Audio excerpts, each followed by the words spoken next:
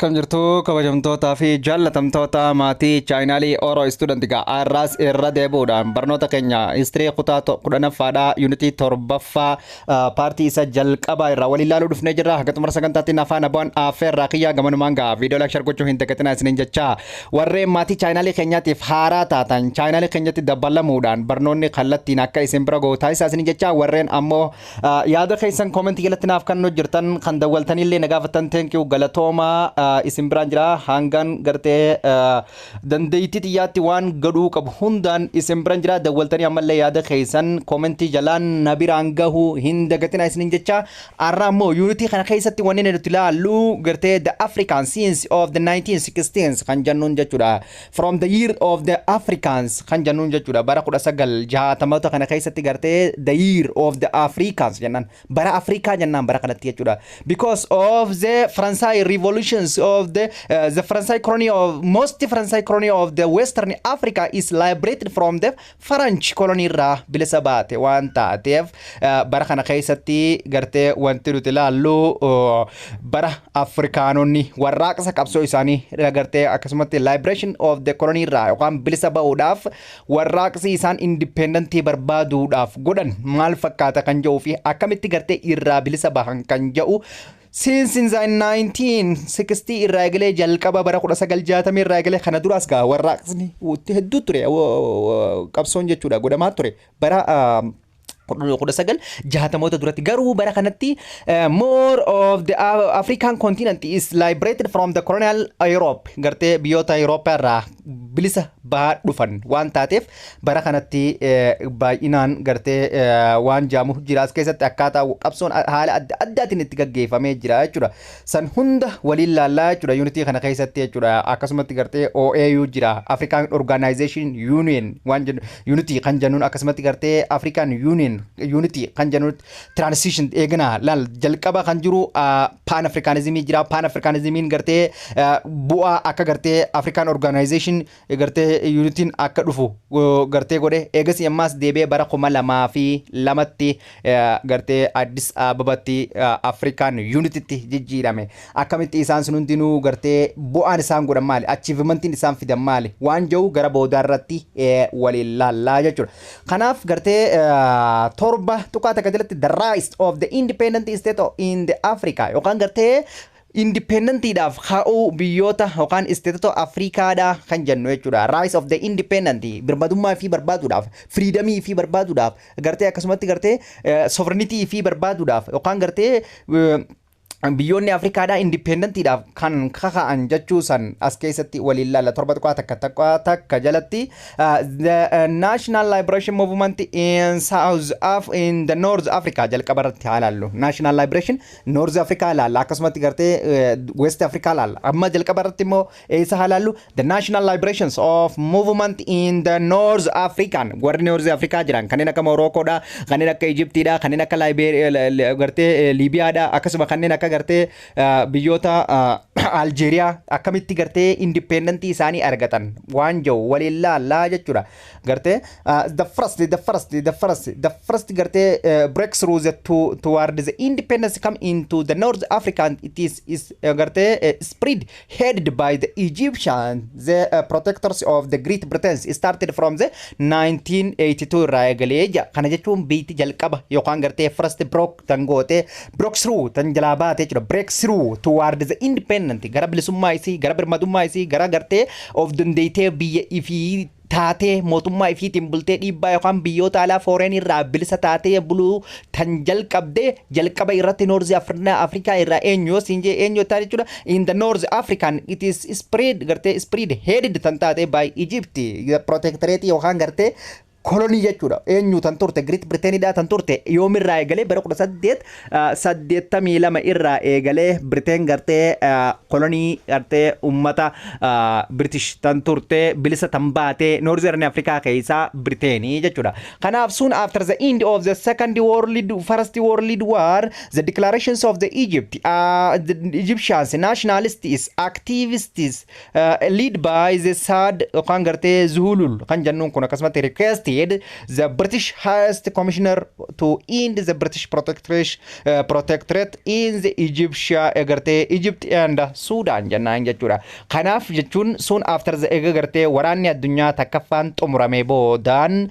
gartee digeeshinii gaggeeffame yookaan gartee of Egyptian nationalistoota yookaan gartee warroota Egypti nationalistoota oguu jennee sabboontota warreen gartee Egyptiitiin akka gartee British jalaa yookaan protectorate hoguuniif jennu kolonii akka gartee protectorate isiiti. Protectorate isiin qabattee jirtudha. Egypti eenyu qabate? British qabate. Sudan illee eenyu qabate? British qabate. Anglo gartee Egyptian Sudan eenyu qabamte Mahadisti movementiin Anglo Egyptian entity kan jennu nutti firraa ittisaa ture jenne. Egypti qabatteetiiti. Egypti waraanuma Egypti kanaan gartee Sudan lolaa turte. Sudanis akkasumatti qabattee jechuudha. Eenyusiin Great Britain. Kanaafuu gartee hogganaan isaan lachuu akka gartee Egyptis dabalatee akkasuma gartee Sudanis dabalatee akka bilisummaa argataniif jecha Saad Zuhulul kan jennuun kun gartee dhiibbaa godhaa ture. Eenyu irratti jechuudha? British irratti jechuudha. Egyptii fi Sudan bilisa baasuudhaaf jechuudha. Kanaaf the request was accompanied by the demonstrations and the strict and cross Egyptian by the students, elites, civilian servants and merchants, peasants, workers and the religious leaders jennaan jechuudha. Kana jechuun bar the request is gaafiin kun yookaan questioning kun was accompanied by the demonstration maal hiriira bahuudhaan gaafachaa turanii jechuudha. Bilisa baana jechuudhaan gartee kan gartee Saad Zuhulul kanaan hogganamu kun ummanni gartee hiriira baan demonstration hogguneef jechuudha.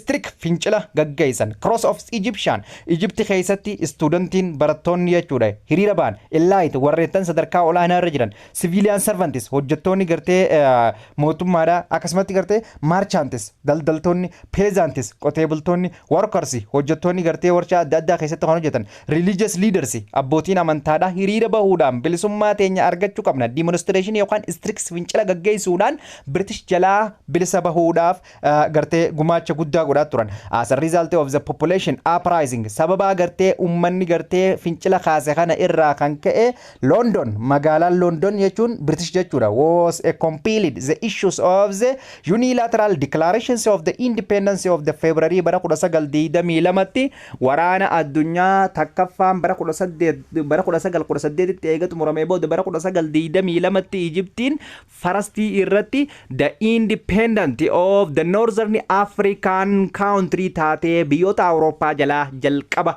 waraana jalaa protectorate British jalaa baate jechuudha. Waggaa meeqa tura laal kun jaatamoota keessa argatan kanneen akka Liberia faan 58 kanneen akkasuma gartee Nigeria faa dabalatee akkasumatti jaatamoota keessa warre guutuun isaanii jaatamoota keessa isiin waggaa 40 isaan dursitee waggaa 40 isaan dursitee waggaa 40 caalaa isaan dursitee bilisa bahatee jechuudha. Eenyu isiin Egypti jechuudha. Some of the decades after the Egyptian independence the kingdoms of Libyans eega gartee Egyptiin independence isii argattee booda mootummaan Libiyaadha achieved it is independent bilisummaa isaa argatee ture from the Italy irraa tanaafuu protectorate eenyuti jechuudha akka Itoophiyaatti Libyaan Itaaliitu qabatee jechuudha. Under the United Nation trusteeship yookaan British jalatti bulaa turte jechuudha. Under the United Nation trusteeship jalatti bulaa turte jechuudha. On document bara 1950 fi takkatti jechuudha. Isiin waggaa meeqa boodaan argattee jechuudha. Eega isiin waggaa 30 boodaan argattee jechuudha. Waggaa 30 dursitii jechuudha. Kanaaf Egypti eenyu jechuudha Libiyaa jechuudha. Amma trusteeship waan jennu laallee jirre yookaan gartee United Nation jalatti boqonnaa 5 keessatti trusteeship jechuun qaama United Nation tahee kan biyyoota kolonii jalaa bahan bulchu amaanaa jechuudha. Itti kennamee nageenya akka eeguuf hanga isaan of danda'anii if ijaaranitti jechuudha. Fakkeenyaaf gizaa Itaaliin biyyoota biyya teenya Itoophiyaa keessaa baafamtee turtetti nuti protectorate yookaan trusteeship under the United Nation jalatti eenyu nu bulchaa ture Britishin nu bulchaa ture jechuudha. Trusteeship jechuun United Nationiitu biyyoota kolonii irraa bahan amaanaa biyyoota jajjaboo gurguddoo kanneen akka Awurooppaatti itti kanna. Koloniidhaa miti immoo isaan. Trusteeship jechuun koloniidhaa miti hin koloneeffataman. Kolonii guutummaan guutuu birmadummaa isaanii ni qabanii garuu ammoo amaanaadha itti kannamna. Maaliif biyya san keessatti humniti mootummaa hanga jabaattu jechuudha. Kanaaf the following is the Egyptian revolution waraana yookaan gartee fincila Egyptii kan bara 1952 hordofee which is the overthrow of the unpopularity of the government of the king Farouk demand from the withdrawal British forces from all of the Egyptian and the Sudans was intensified. Garte bara 1952 hordofee jechuudha Egyptian revolution tuqe which is overthrown godhuudhaaf unpopular government kan ta'e jechuudha mootummaa unpopular ta'e kana jechuudha Farouk namticha jannuun jechuudha demanding of the withdrawal yookaan garte fedhii maalirraa kan ka'e jechuudha withdrawal of the British forces from the all of the Egyptian keessa akka baaniif and the Sudan was intensified garte akkasumatti garte Sudanittis intensification yookaan garte birmadummaa argachuudha akka cimuuf jechuudha. Kanaaf ze Muhammad Nugub kan jannuun kun namtichi maqaan isaan Muhammad Nugub jannuun kun one of the two co-leaders isaan lamaan kana keessa co-leaders of the revolutions along with the Jamal Abdullah Nasser and the Egyptian first president made secure and the Sudan's independent priority of the revolutions government akka argatuuf garte nama gumaacha godhaa tureedha jechuudha. Following the Egyptian revolutions of the 1952 which is overthrown the unpopular government nuqufe or unpopular mootummaan jaalatamaa hin qabne ummata biratti hiqufe bara kanatti jechuudha fincilli ka'ee jechuudha kings of the Farouk kan jedhuun demanding of the withdrawal of the all British maalirraa kan jechuudha waraan humna British tan biyya keessatti hafte mootummaan kun haa baasuudha qabanurraa guutummaan guutitti jechuudhaaf Egyptian keessatti mootummaa irratti bara 1952tti Farouk irratti demandii maalitiif kan ka'ee jechuudha withdrawal akka bahuuf weenyuuf waraanni British eessa keessa Egypt keessa all of the Egypt fi Sudan keessa akka bahu jechuudhaan fincilli irratti kaamee jechuudha. Kanaaf Muhammad Nugub kan jennuun kun ammoo liidaroota yookaan gartee hoggansa fincila kan hogganaa turedha jechuudha. Muhammad Nugub one of the two co-leaders yookaan gartee namoo two co-leaders gujo biyyoota lamaan jechuudha. Eenyuuf Egypt fi Sudan nama hogganaa turedha. Of the for revolutions along with the eenyu wajjin jechuudha. Jamal Abdullah Nasser of the Egyptian first president made of securing of the Sudan independent priority of the revolution akka argatuuf Jamal Abdullah Nasser namticha gartee Farouk eega kufee booda gara aangootti dhufe Egypt keessatti jechuudha Jamal Abdullah Nasser kun jechuudha kanaaf gartee hideeggare eenyu Muhammad Nugub kana kan fincila gartee waraanni British akka Sudaanii fi Egypt keessaa bahu jedhu kana gartee hideeggare eenyuni Jamal Abdullah Nasser kan jennuun kun Egyptian first president akkasumatti gartee Jamal Abdullah Nasser kun made secure Sudan garte Sudan akka priority jalqaba irratti akka isiin bilisummaa isii argattu jechuudhaan deeggaraa ture.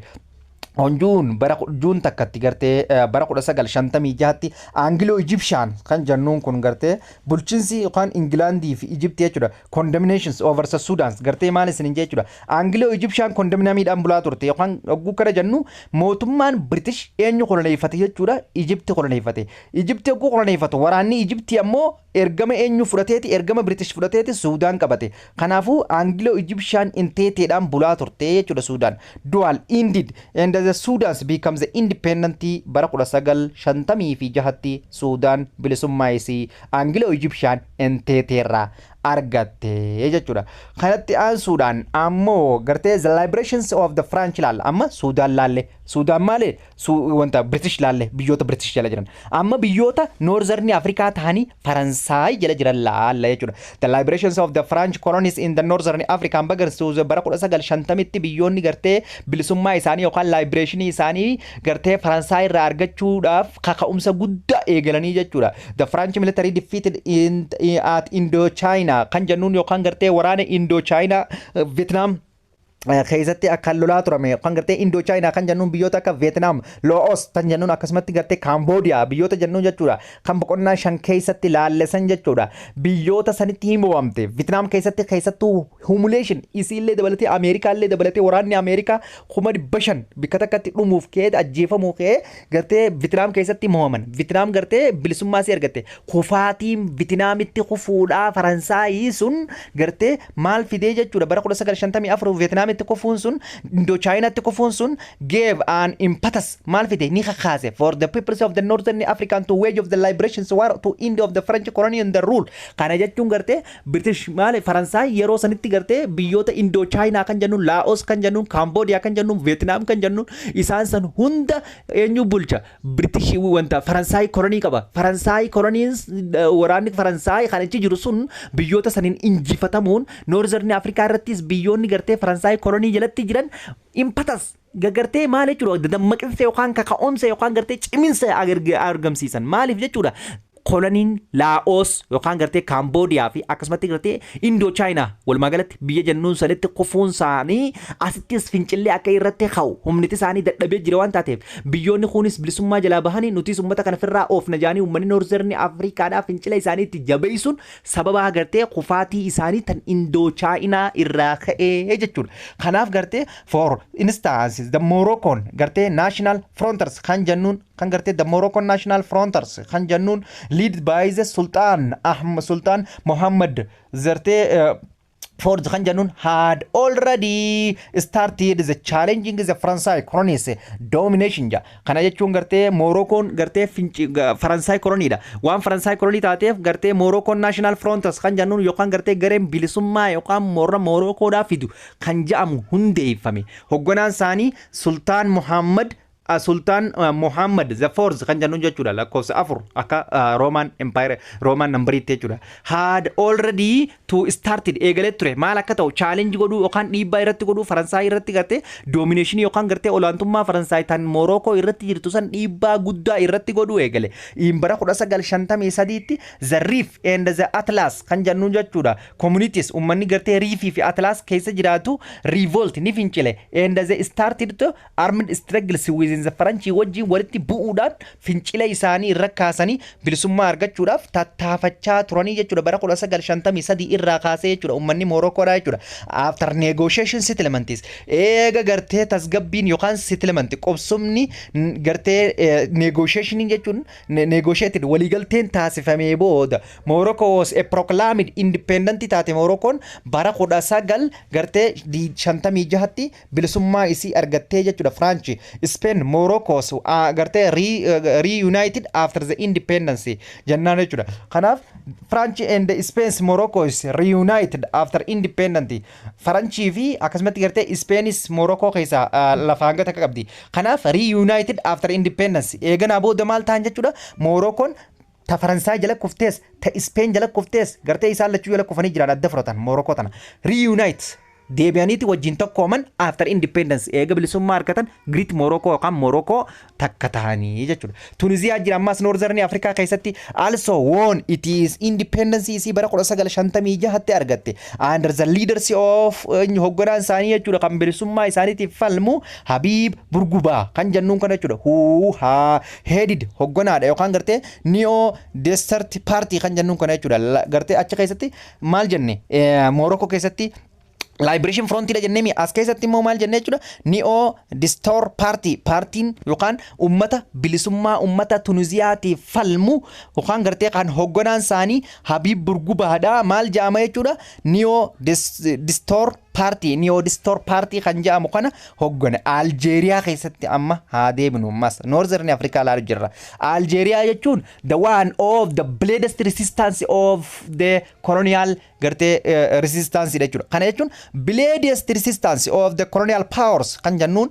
the bikka gartee dhiigni baay'een itti dhangalee fi lubbuun namoota baay'eedha itti dhabamtee fi fincila hamaa kan gaggeeffame Northern Africa keessatti kan Faransaay namoota baay'ee itti dhabamsiiste Algeria da jechuudha tokko. The Algerians Francis faced to the protected and the bitter and anti-colonial struggle yookaan gartee fincila anti-colonial struggle isaanii cimsan. Algeria keessatti jechuudha. There had been relatively large numbers of the white settlement jira jechuudha. The existence of the white numbers of the existence of the significant numbers of the white settlers in the Algeria is one of the satisfactions of the colonial interest of the white da jennaan jechuudha. Kana jechuun nambariin yookaan gartee jiraachuun lakkoofsa wartee warra adiidha lakkoofsi uummata adiidha kan miiliyoona takkatti tilmaamamuutu biyya gartee Algeeriyaa tana keessa jira. Maaliif Faransaay irraa fidaniiti uummata Faranjiidha gartee qubsiisan. Eessa Algeeriyaa tana keessatti nama miiliyoona takka. Isaan kun laal wantoota lama gurguddoo wantoota sadi gurguddoo jira tani nan isin himu jechuudha. Bikki gartee wantoonni kolonii tan akka ciman taasisan jechuudha. Takkaffaa irratti the significant numbers of the white settlement jiraachuu taakka. Maaliif bikka sanitti bikka gartee uummanni adiin baay'inaan qubate keessatti South Africa furannee fakkeenyaaf akkasuma Algeeriyaa tana yoo furannee jechuudha. Bikka baay'inaan ilmi namaa itti qubate yookaan gartee itti qubsiisan jechuudha. Kenya yoo furan akkasumatti gartee maaliif bikka isaan itti qubatan sanitti resistance ni cima bilisan baan lolaan malee dhiigaan malee maaliif uummanni adii as keessa jiru kun wajjin walitti bu'iinsa jabaa jidduutu gaggeeffama mootummaanis dafee gad hin dhiisan maaliif jechuudha uummata isaanii as keessa jira waan taateef jechuudha. Kanaaf bikka isaan itti jiranitti dhiibbaa guddaatu gaggeeffama jechuudha. Bilisa ba'uudhaaf ni jabaatti jechuudha. Biyyoonni uummanni adiin dhufee achirraa Awurooppaa irraa itti qubate jechuudha.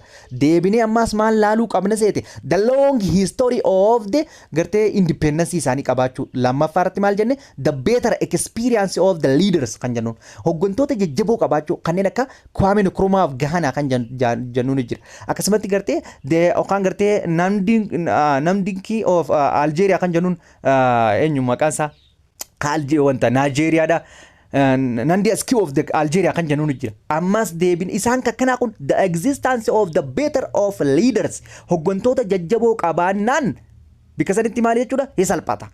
Maaliif bilisummaan isaanii dafeetii galma gahaaf.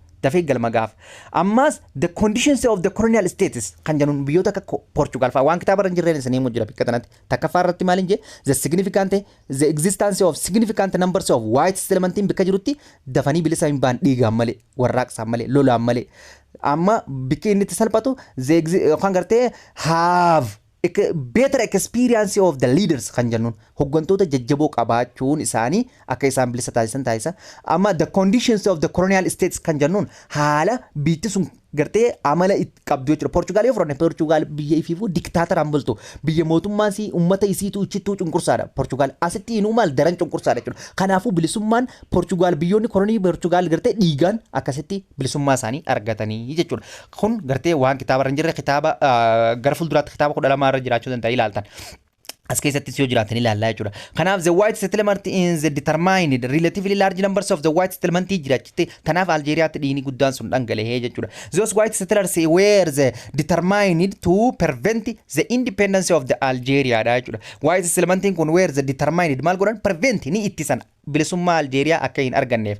They formed the maal hundeessatan isaan secret armed kan jennu secret armed organization to hold back of the Algerian independence kana if duubatti deebisuuf gufachiisuudhaaf secret armed organization kan jennu kana ummanni faranjiidha miliyoonni takkichi gartee Algeeriyaa keessatti qubatan sun kana murteeffatan kana hundeeffatan gartee kana ijuun hundeeffatan the Algerian nationalist organizations kan jennuun jechuudha National Liberation Front Algeria kan jennuun hundeeffatan ummanni Algeeriyaadha isaan warri adii maal hundeeffate secret armed kan jennuun jechuudha secret armed organization kan jennuun jechuudha yookaan to hold back Algerian independence bilisummaan Algeeriyaadha hududuubatti akka deebi'uuf ammoo isaan warri Algeeriyaadha ummanni Algeeriyaa kan biyya ammoo maal hundeeffate the Algerian National Organization Liberation Front of the Algeria warra gartee garee bilisa baasaa ummata na Algeeriyaadha jaanii hundeeffatan lead by Ahmed gartee Benibella namticha jennuun maqaansa Ahmed Benibella kan jennuun kanaan hoogganamte ta Algeeriyaadha tun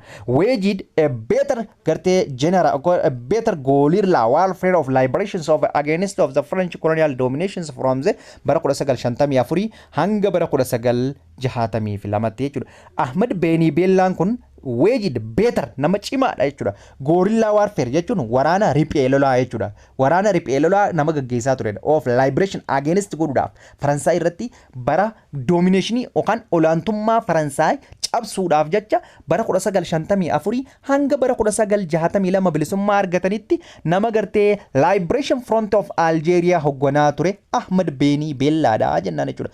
Kana kuno namtichi cimaan kan akka reefu better experience have a better experience general kan jenneen sun jechuudha.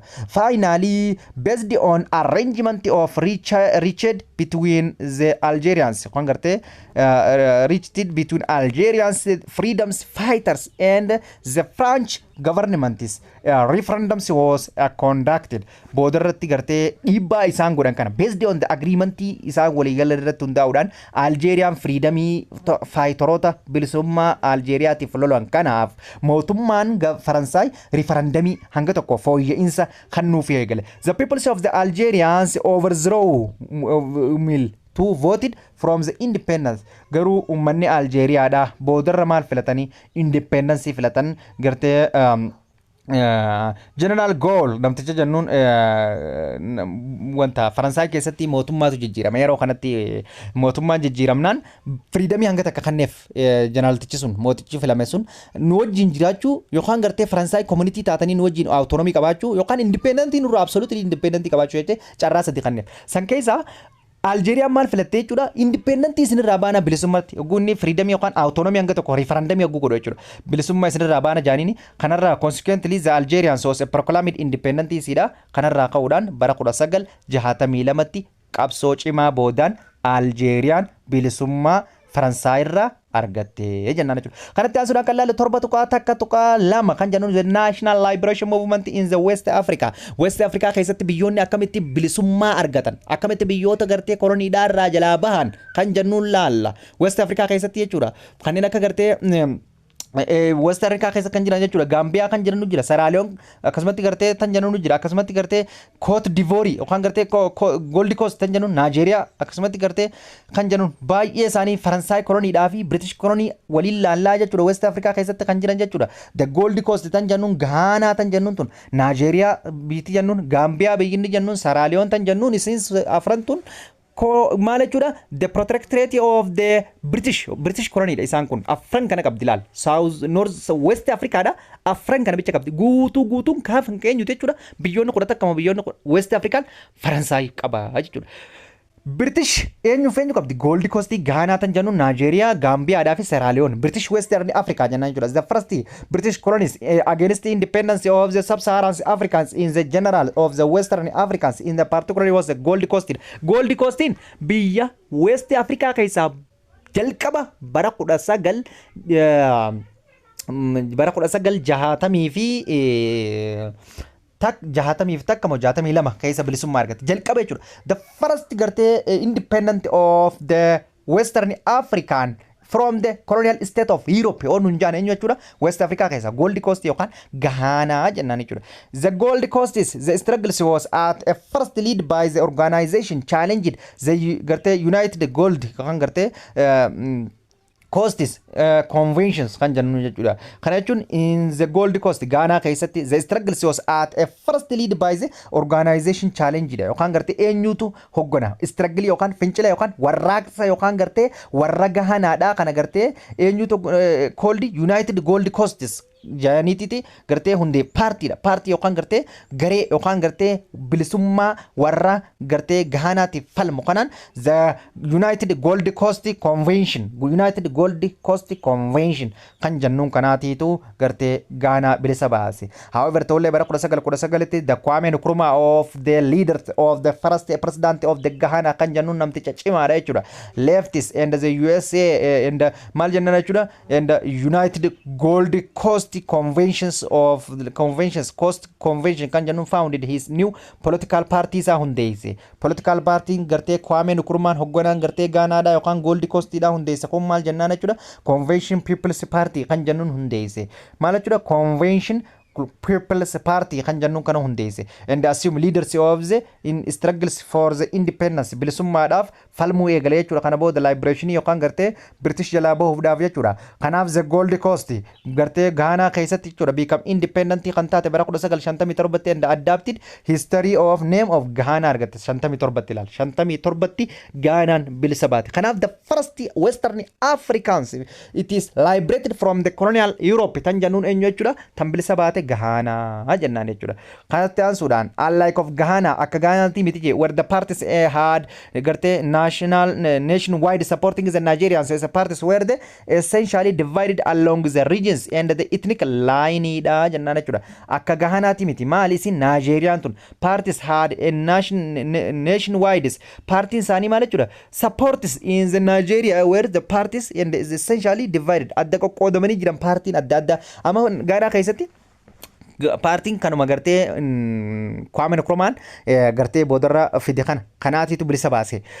Ammaas keessatti immoo paartii hedduu jira. Eessa keessatti? Naajeeriyaa tana keessatti. Naajeeriyaa keessatti maal irratti hundaa'uudhaan dividing along the region.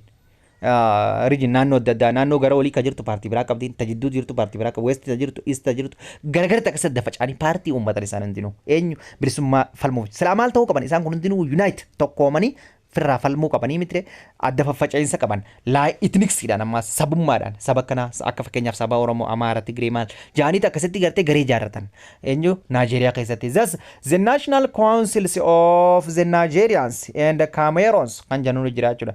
National councils of the Nigeria kan jennuun jira Cameroons kan jennuun national councils of Nigeria Cameroon kan jennuun it is based on the Igbo peoples ummata Igbo to kana jaarat and the Yoruba peoples kan jennuun small jaaran jechuudha. Actions groups kan jennuun jechuudha. Action group kan jennuun qabani and in Yoruba country biyya martee Yoruba country keessatti jechuudha.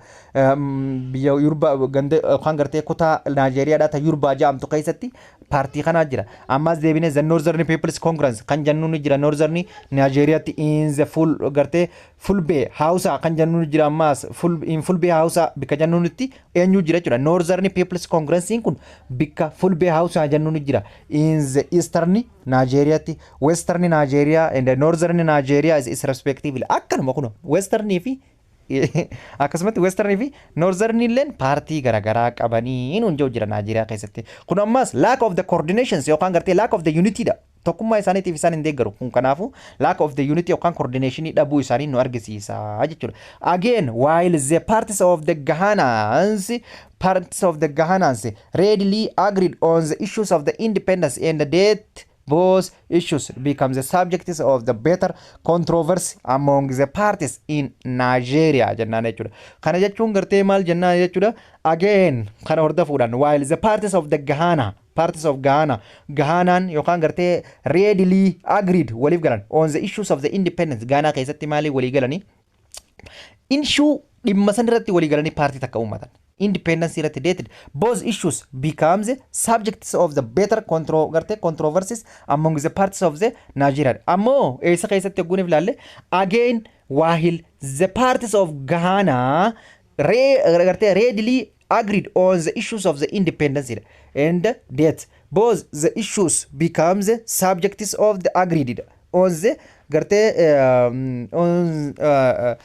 better maal jennaan jechuudha become the subjects of better controversy among the parties in Nigeria. Amma Nigeria keessatti maal jechuudha controversy yookaan gartee wal dhabdee yookaan gartee ilaalchummaan isaan biyya tana itti tokkoomsuudhaaf gartee biyyoota fincila yookaan gartee biyyoota Awurooppaadhaatiif bilisummaa isaaniitiif itti falman wal dhaba. Kanaaf kun maal jechuudha kufaatii fi yookaan coordination yookaan tokkummaa dhabuu isaanii san nu argisiisa. Maal ta'uu qaban silaa yeroo kanatti united unity tokko uummatanii Western Northern South maal jaanii ethnic sabummaadhaan wal qoqqooduu dhiisanii tokkoomanii fincila kana silaa British salphatti firraa baasanii jechuudha. Kanaaf gartee dhiibbaan inni Naajeeriyaa keessatti paartiin dilli kun godhe lack of the controversy jiraachuu wal dhabdeen jiraachuu nu argisiisa jechuudha. It was not until hanga bara 1959 that all of the parties agreed on the fleetly years on the 1916 the years in which of the Nigerians become the independent. Hanga bara kanarra not until hanga bara 1959 jechuudha. Waliif hin galle. That all of the party garuu bara 1960 irratti walii galanii Nigeria bilisa baasanii jechuudha British irraa. The remaining of the British colonies in the Western Africa keessatti tan hafte remaining tan hafte takka eenyu jechuudha. Sierra Leone tan jennuun tana. Gambia tan jennuun tana. Become independent isaaniitis akkasumatti Sierra Leone bara 1960 takkatti Gambia illeen bara 1965tti bilisummaasii argatte jechuudha. Kanaaf gartee British yoo nun jaan British colony of the Western Africa nun jaan Gold Coast yookaan Ghana, Nigeria akkasumatti gartee Sierra Leone fi Gambia beekuudha qabnaa jechuudha. Kanatti aansuudhaan kan jiru Faransaay amma Western Africa dhufne endeze Equatorial Africa kan jennuun jechuudha. Jiddu galeessa Afrikaatii fi Western African Faransaay. Biyyoonni mee Western Africaadhaa kan Faransaayoo akkamitti bilisa baahan jennee mee haalaallu jechuudha. Kanaaf the Faransaay's colonies in the Western Africans divided into two territories of the French Western Africans and the Equatorial gartee Africans kan jennuun. Faransaay tun Western Africa irraa biyyoota hedduu qabdi. Biyyoota haga 10 wayii qabdi. Kana keessa bikka lama qoodde Western Africa kanaawu. Akkam jettee qoodde West Africa Western African colony jetteeti ammas deebite French Equatorial Western African colony jetteeti gartee French Equatorial Africa jettee adda qoodde.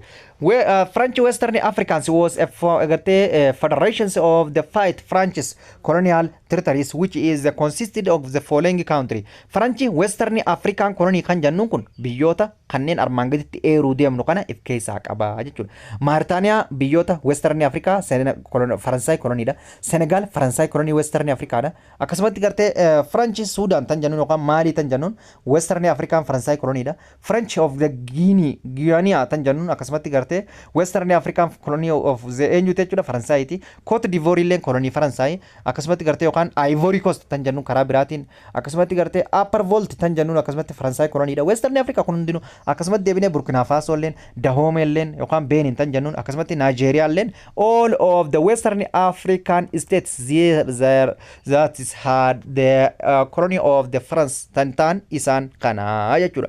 Kanaaf biyyoota West Africa guutuu isaa irra guddaa afran reefoo ilaallesan kanneen akka Ghana fi Nigeria fi Sierra Leone fi Gambia malee kun Faransaay kolonii tahuu beekuu qabdanii jechuudha. Kanaaf French Equatorial Africans was also a federation of the French colonial positions in Equatorial Africans comprising what are today the countries of the Chad and the Central African Republics, the republics of the Congos and Gabon jennaan jechuudha. Kana jechuun gartee French Equatorial kan jennuun kalama qonnee Equatorial Africa kan jennuun eenyu jenneen jechuudha. The French from the colonies post of the African eenyu jechuudha.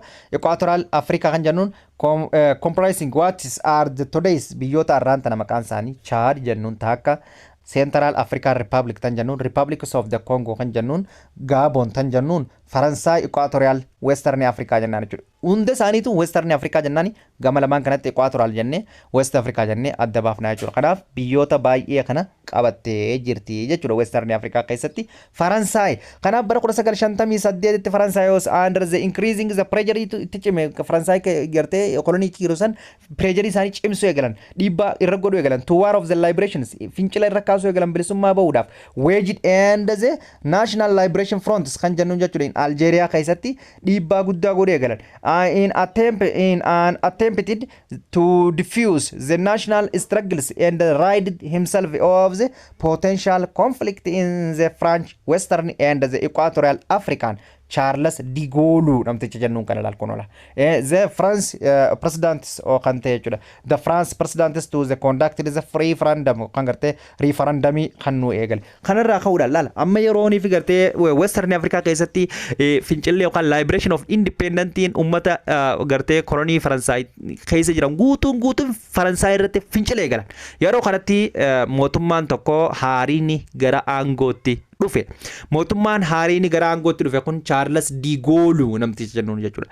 Charles de Gaulle yeruma gara aangootti dhufu waa lama kanneef wartee chiusii lama filadhaa jeen jechuudha. Biyyoota isa jalatti kolonii jala jiran kana jechuudha. Referendumii fidee jira. Kana jechuun maal jechuudha? President is decided ni murteesse conducted to referendum bara 1958 referendumii kannuudhaaf gartee biyyoota kan hunda walgahii walitti yaame maal jeen. As a result kanarraa ka'uudhaan the Equatorial and the Western African voted yes filadhaa jeen to referendum. Namni yes filate referendumii harkata. And but Guaniais kanarratti ammaan tana wanta isiniif ibsuu jira.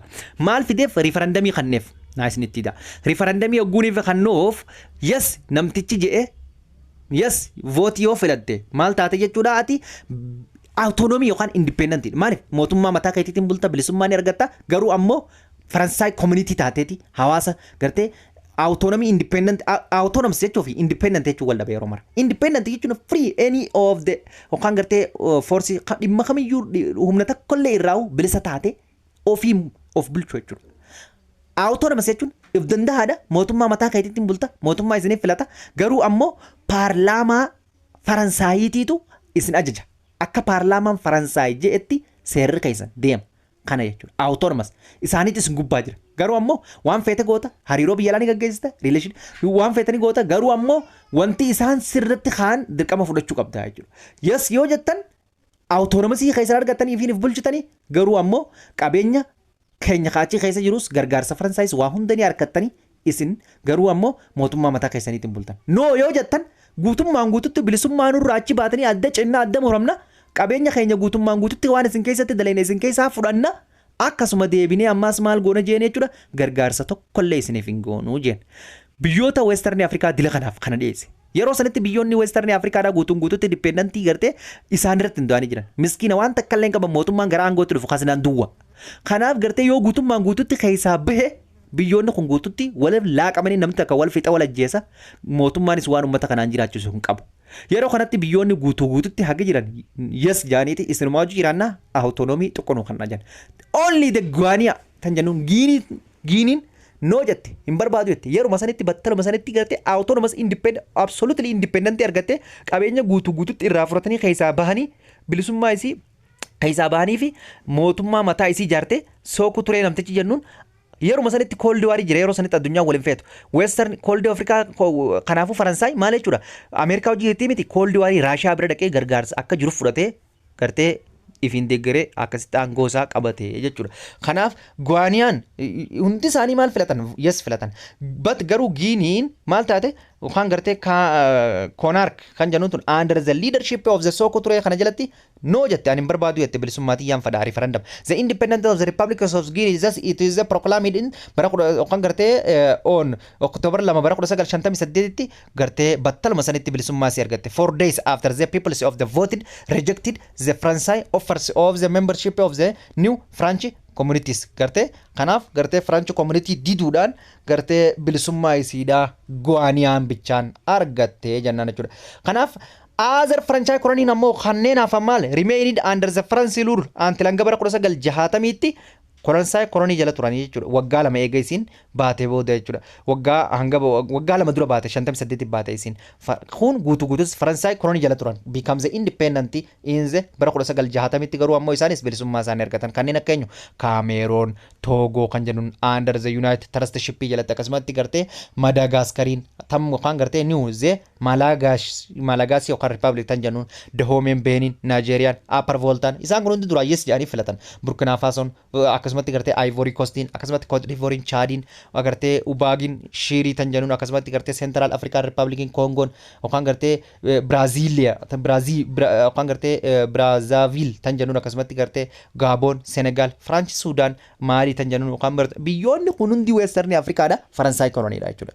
Faransay isaan kun hundi US jaaniitiiti eegas booda osoo fincila godhanii nutis gartee bilisummaa guutuu argachuu qabna akka Guaniyaatti jaanii bilisummaa isaanii bara 1960 irratti argatanii jechuudha. Kanatti aansuudhaan ammoo kan laallu the Portuguese Western African Guinea Bissau tan jennuun laal. Amma kana waan adda godhu reefu sirriitti mee jira. The conditions of the colonial state is one of the determines the struggles of the peoples of the Africans in India. Kana jechuun haalli gartee biyyoota kolonii isaan qabatanii sun koloniin Portugal maaliif fincila jabaatu jira achi keessatti jechuudha. Kanaaf haalli isaan Portugal ifiifuu diktaatoraan bulti biyyoota kana irratti dhiibbaa akkam akka geessifte kan jedhu sagantaatti aanu keessatti waliin lalla. Thank you, I love you, sinin jaaladha barattoota kiyyaa galatooma.